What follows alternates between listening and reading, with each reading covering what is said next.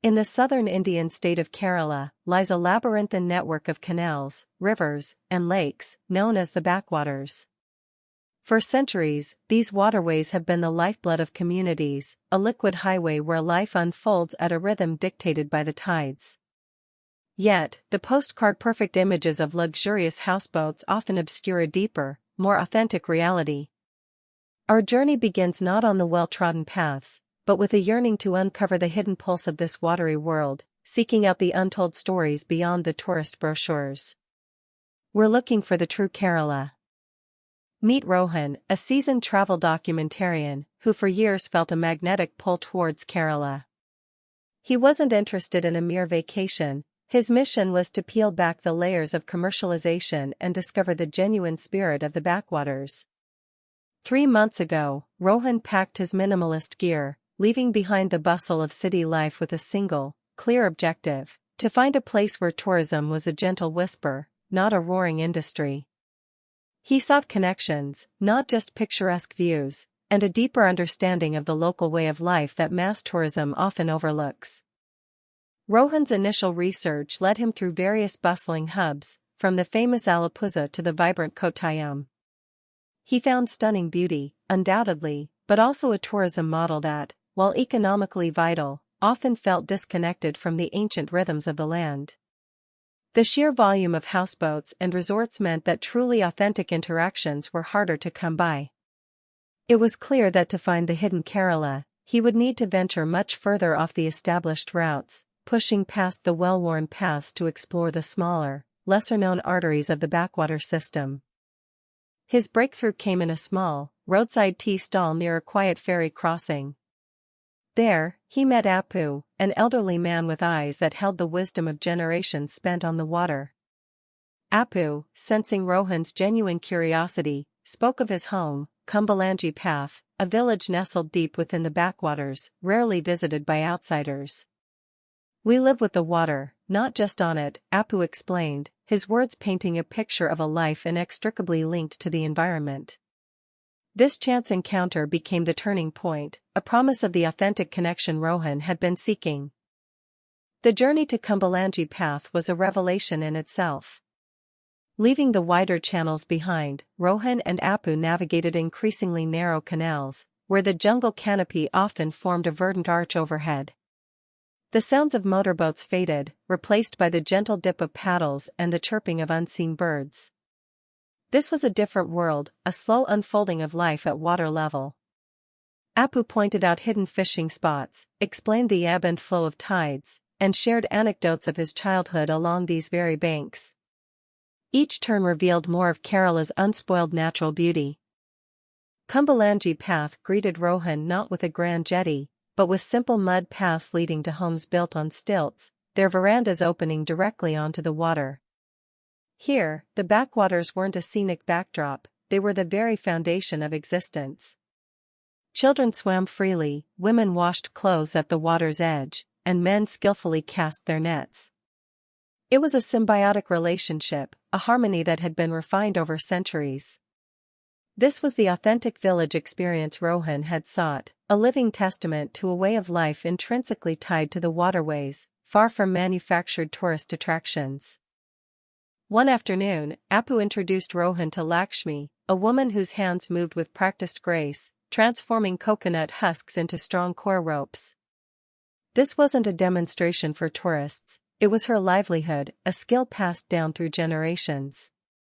Lakshmi explained the intricate process, soaking the husks, beating them to extract fibers, and then spinning them into rope, all by hand. The air hummed with the rhythm of her work, a tangible connection to Kerala's past. This ancient craft showcased the ingenuity and sustainability inherent in their daily lives, utilizing every part of the coconut palm. Fishing here was not about commercial trawlers, but about precise, sustainable methods. Rohan spent a dawn with Appu's son, Karthik, learning the delicate art of operating Chinese fishing nets, massive, shore-operated mechanisms unique to Kerala. He also witnessed local fishermen using small cast nets from their canoes, catching just enough for their families and local markets. This intimate scale of fishing ensured the delicate ecosystem of the backwaters remained balanced, a stark contrast to the unsustainable practices threatening marine life elsewhere. It was a lesson in living in harmony with nature's bounty. Beyond the waterways, the land around Kumarakom Path flourished with spice plantations, integral to Kerala's identity as the spice garden of India.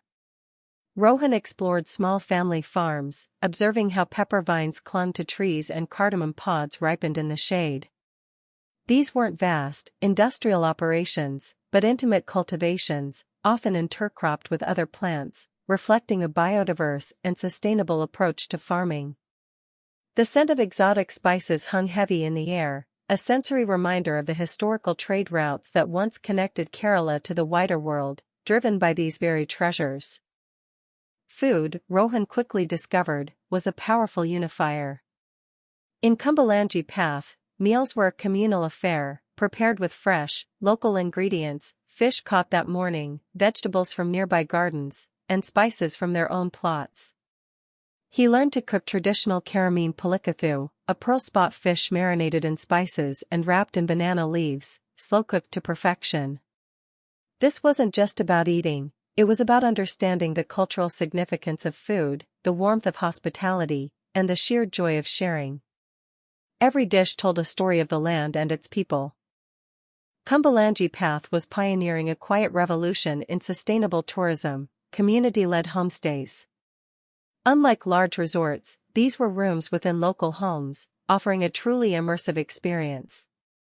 Guests shared daily life with families, contributing directly to the local economy.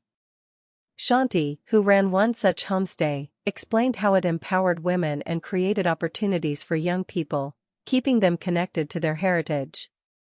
This model minimized environmental impact while maximizing cultural exchange, offering a powerful blueprint for responsible travel that benefits both visitors and residents. The children of Kumarakom Path were perhaps the most vivid illustration of the backwater lifestyle. They learned to swim before they could walk, expertly navigating canoes smaller than themselves. Their playgrounds were the canals, their lessons taught by the ebb and flow of the tides. Rohan spent an afternoon observing them, their laughter echoing across the water. It was a sight that underscored the deep, almost primal connection these communities have with their environment, a connection that is slowly fading in many parts of the modern world. This intimate relationship ensures the traditions endure. Yet, even in this idyllic haven, the whispers of change are present. The ever-increasing demand for commercial tourism in neighboring areas, plastic pollution from upstream, and the impacts of climate change pose real threats. Apu shared his concerns about the younger generation, some of whom are drawn to city jobs, potentially eroding the traditional way of life.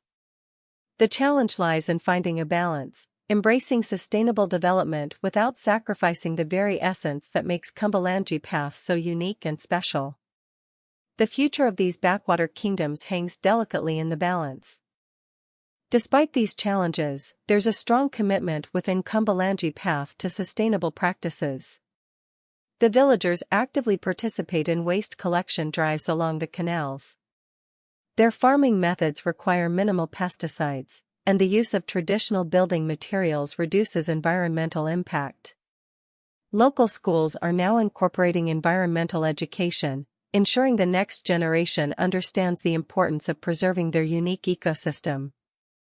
This proactive approach, driven by community consensus, offers a hopeful path forward, demonstrating how local wisdom can guide global efforts for sustainability. As Rohan prepared to leave Kumarakom Path, he reflected on the profound impact the village had on him. It wasn't just a travel destination, it was a living classroom, a testament to resilience, tradition, and the quiet power of community. The real magic of Kerala's backwaters isn't found in a luxury experience, but in the intricate dance between its people and the water, a dance that has evolved over centuries. This enduring spirit, deeply rooted in its culture and ecology, is what defines Kerala, and it's a spirit worth protecting for generations to come. Our journey has shown that Kerala's backwaters offer far more than just scenic beauty. They hold stories of survival, ingenuity, and a sustainable way of life that resonates deeply in our modern world.